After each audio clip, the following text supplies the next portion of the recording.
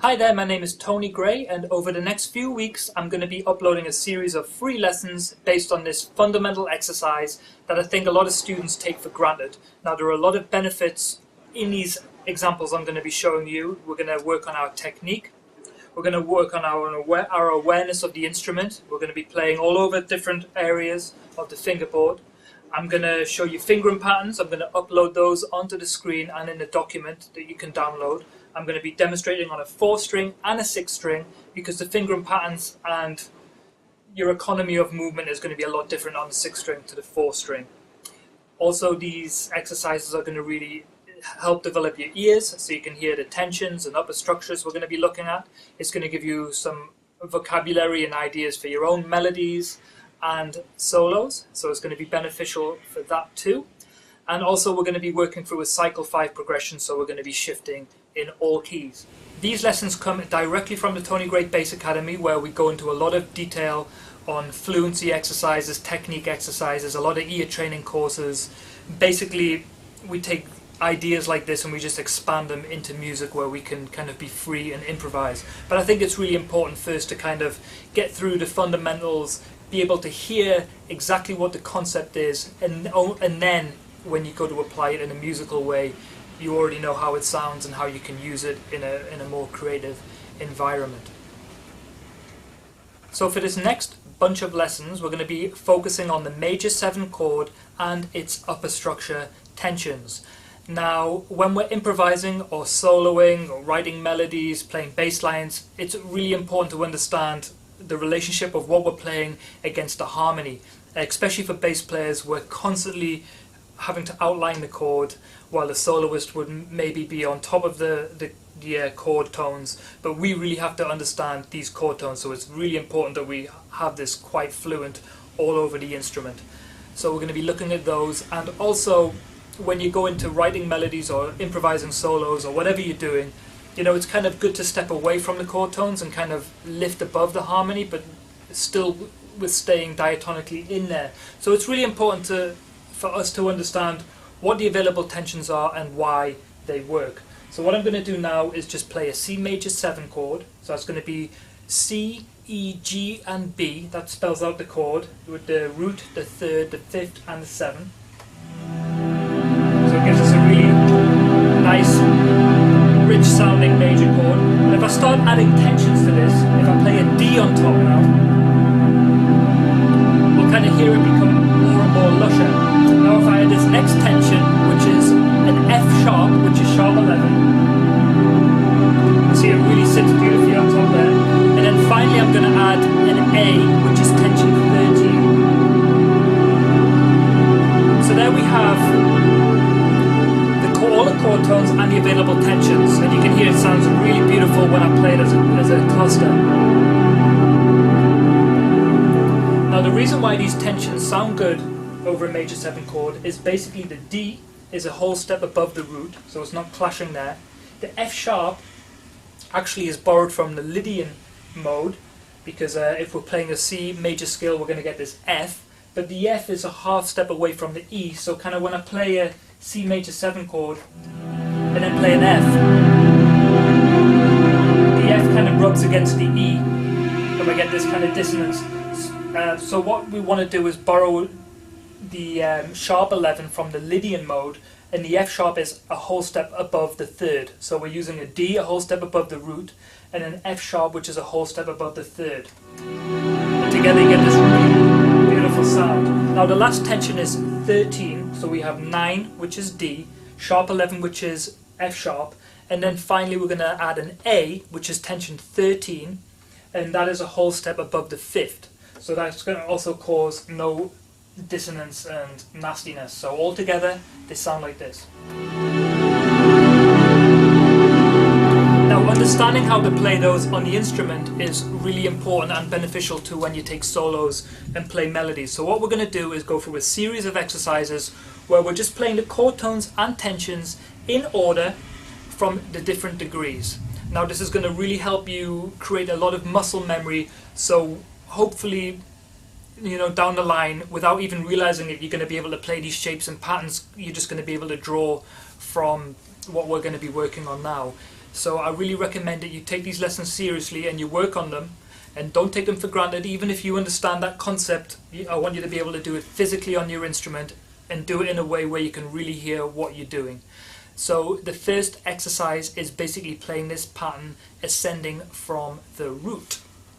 So I'm now going to demonstrate for you the fingering pattern for a major 7 chord on a 4-string bass with all the available chord tones and upper structure tensions. But before I do that, it's really important that you also understand the pattern visually. You know, us bass players, guitarists, we tend to think of things in block patterns, and it's really important that we have this relationship where we understand the shape of what we're doing, if that makes sense. We understand the shape, the physical shape on the instrument, but also are aware how it sounds, so we can actually hear the chord tones as chord tones and the tensions as tensions.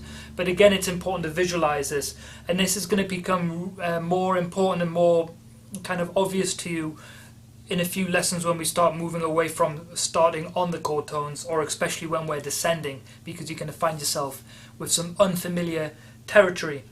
So a good way of visualizing the major 7 with the upper structures is you have your C major 7, or if we're demonstrating in the key of C, you have a C major 7, and you should know this fingering pattern by now. Definitely in the Tony Gray Bass Academy we do go into a lot of detail in the fundamentals, all the different possible fingering patterns for a major, minor chord, whatever we're working on. And the most obvious fingering pattern to me is 2-1-4-3. Okay, and that's across 3 strings. So we should know that major 7 shape, but actually when you kind of analyze this, the upper structure tensions basically spell out a major triad a whole step above the root. Now, if the root is C, if we move up a whole step to D and play a major triad, we'll notice the chord tones of that are D, F sharp, and A. And this is actually our tension 9, sharp 11, and 13 for the C. So a really good way of visualizing this is a C major 7, and then the octave up, a whole step above, would be a major triad. Okay, so there's only one real convenient fingering pattern for the 4-string bass for this exercise, because it uses all 4 strings. But there is a really important position shift, which I think is really valuable and helpful for you to understand. So what I'm going to do is I'm just going to demonstrate the fingering pattern now for the 4-string. I'll put the images on the screen so you can follow along while I'm playing, and then they're also going to be within a document so you can just download it and take your time. Then I'll just go to the 6-string bass and I'll just show you a couple of examples and show you the difference of the instrument. And actually, you know, people say the 6 strings are a hard instrument to play, but actually in this sense it's a lot easier because you have much more options for fingering patterns because the range is so much wider. So anyway, for the C major 7 with the available upper structure tensions, we will start on the 8th fret of the E string with our 2nd finger, and in position we'll go 2 and then 1-4 on the A string. Okay, and from here, instead of using our 3rd finger for this B, I want you to do a position shift and use your 1st finger on the 9th fret of the D string. So it's 2-1-4 and then 1 on the 9th fret, and what this does is just kind of opens up this area here so we can get the D in with our 4th finger on the 12th fret of the D string. So 2-1-4-1-4, and from here we'll do another position shift and we're going to play that F sharp on the 11th fret of the G string with our 1st finger, and then our 4th finger on the 14th fret of the G string. So the full pattern: 2-1-4-1-4-1-4, 2-1-4-1-4-1-4. Okay, and what I want you to do from that is just play this in a cycle 5 major 7 progression. So we're basically going to go from the C to the F, to the B flat, E flat, and so on throughout all 12 keys. Now I want you to challenge yourself, because when you get to E, for example, you could start this same pattern on the 12th fret, or you can also play with open strings too. it's really good that you kind of understand every possibility. You know, it just gives you more options when you're in the flow of a line, or when you're improvising or playing a bass line. You really don't want to be thinking about which finger to use on which fret. You just want everything to be instinctive. So you generally, what happens is we tend to gravitate around the same area of the instrument and just kind of go with the flow. So it's important to just kind of understand those. So what I'm going to do now is just basically play the C major 7 chord again. That's C, E, G and B, and then I'm just going to play the pattern for you so you can hear the relationship.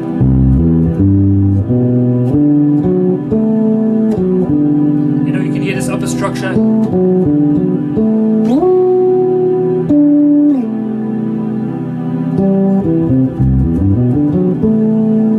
Okay, it's really important that you actually hear those tensions, because the only way you can use them is if you really hear them and feel them, and then that's when you're going to get the most out of yourself musically. You know, when you're really playing stuff you're connected to and that you're hearing. So what I want you to do, I'm going to make a track available for you, kind of a mid-tempo track with all the major 7 chords, so you can basically play along with it. But I really recommend that, you know, if you have a sequencer, that you kind of sequence this progression of major 7 chords, so you can kind of start from a very slow tempo and build your way up to a really faster tempo.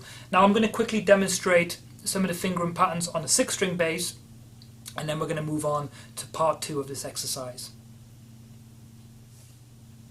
Okay, so I'm all strapped into my 6-string now. I'm going to show you a couple of variations of the fingering pattern that you can use on this, because obviously we have more strings, so we're going to have more possibilities. So we can start off with the first basic pattern, which is the one we looked at for the 4-string, 2, 1, 4, 1. And then instead of going 4, 1, 4, we can do this. 4, stay in position there and play across 5 strings. So it's 4, 3, 1. So 2, 1, 4, 1, 4, 3, 1. And now that's basically covering a span of 5 strings. You can do it on starting on the B string. You know, you've got some different options there. So it's just that one slight variation, which is, it sounds like nothing, but it's actually one less shift you have to do. So if you're kind of just in the flow at a very fast tempo, it's good to know these different options you have. Okay, I'm back now to the 4-string, and what I'm going to do is just demonstrate over a cycle 5 major 7 progression all of the available chord tones and tensions for the major 7 chord.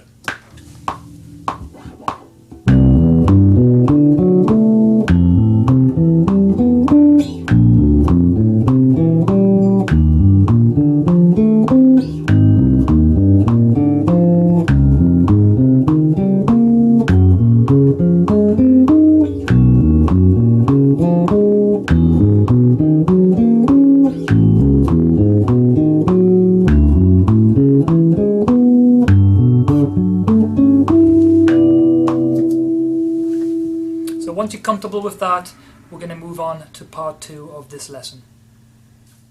So now I'm going to move on to part 2 of this lesson, and that is where it gets a little bit more tricky, because as bass players, especially bass players, when we're playing bass lines or soloing, we have this habitual problem of starting every pattern from the root and just kind of either playing pentatonics or chord tones in a vertical position. Now this is a habitual problem. It's not that you're not aware of the other notes, it's just your muscles have memory. So every time you go to solo and you're in the zone and you're not really thinking, you just kind of leap to this stuff instinctively. So what these patterns are doing is basically breaking up the order in which you play things. So now when you're descending in the same order, so ascending it's root 3, 5, 7, tension 9, sharp 11 and 13. Now if we do the same order descending, we're going to start with tension 13, and then we're going to sharp 11, 9, 7, 5, 3, 1. Now immediately we're playing a tension as our first note against a C major 7 chord. So you're going to start really hearing that tension, and you're going to start getting that in your fingers and in your vocabulary as well. So the fingering pattern for this is starting on the 14th fret of the G string for that A, so it's 4 in position 1, 11th fret G string for that F sharp. Then I want you to do that position shift, so it's 4 on the 12th fret of the D string. So there's your upper structure triad. From here, first finger for that B on the 9th fret, and then we're going to do that final little position shift, 4th finger on the A string, 10th fret, and then in position 7th fret A string, first finger, and then ending 2nd finger, 8th fret of the E string. So again, 4 1 4 1 4 1 2. Okay, again I want you to do this in a cycle 5 fashion. So we'll go from there to the F. So we'll start out on the D.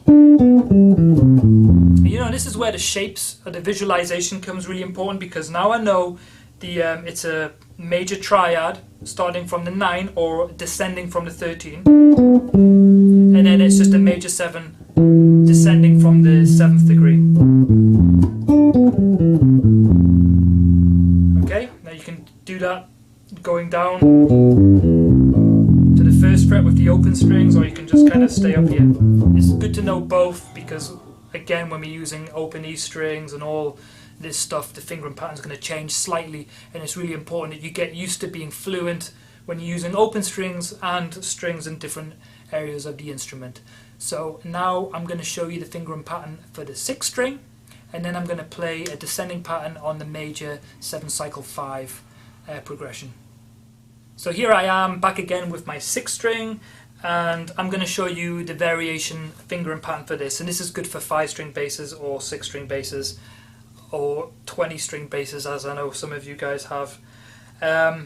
So we can basically use the same fingering pattern we did for the 4th string, and we have the other option of starting this pattern on the 1st finger. So for all you 5 and 6 string bass players and beyond, we're starting on the 14th fret with our 1st finger on the G string, then our 3rd finger on the 16th fret for tension sharp 11, so it's 1, 3 on the D string in that position. Then a 4th finger would be on the 12th, 13th, 14th, 15th, 16th, 17th fret of the A string. So that's 1, 3, 4, and from here I can just descend 1st finger on the B, which is 14th fret A string. So 1, 3, 4, 1, then 4, we've got that position shift. For that G, 4th finger, 12th, 13th, 14th, 15th fret, and then 12th fret E string, 1st finger, and then finally 2nd finger on the 13th fret of the B string for that C.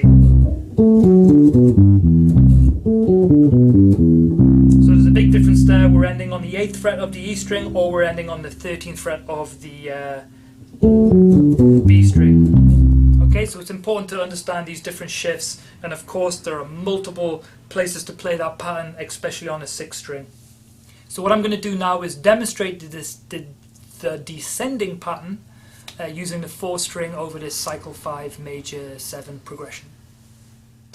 So before I get started, I just want to point out again that the first note that you're going to be hitting here against the progression is tension 13. So not only is it a great exercise to understand your chord tones and tensions, but it's also a great ear training exercise, because like I said, the first note you're playing is that tension 13. So you're going to break some habits, you're going to improve your ears, you're going to improve the knowledge of your instrument, your knowledge of harmony, and you're just building up more vocabulary and more options for when you actually go to write melodies or take solos.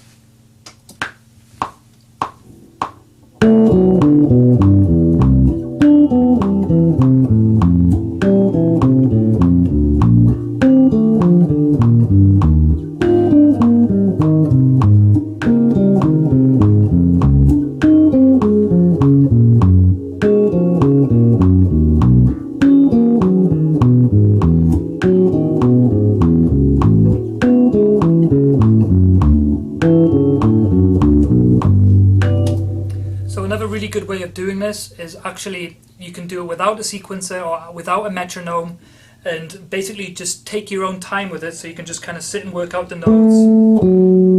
But as you're doing it, you know, maybe it's a good idea to have, if you do have it, to have like a sustained chord going on, and then you can kind of say to yourself as you're playing it, tension 13, tension sharp 11, tension 9, 7, 5, 3, 1. Because if you get in the habit of naming the stuff as you're saying it, it kind of subconsciously goes into your system and you start transferring that knowledge into an oral thing where you can kind of really hear it instead of labeling it. Okay, so I hope you enjoyed the lesson, and I know I talked a lot and there might be a bit of information here for you, but I hope you really get through it and learn something from it, and it opens some ideas for you, even if it's just the concept of shifting positions while you're playing a line. And hopefully I'll see you in lesson 2 in this series.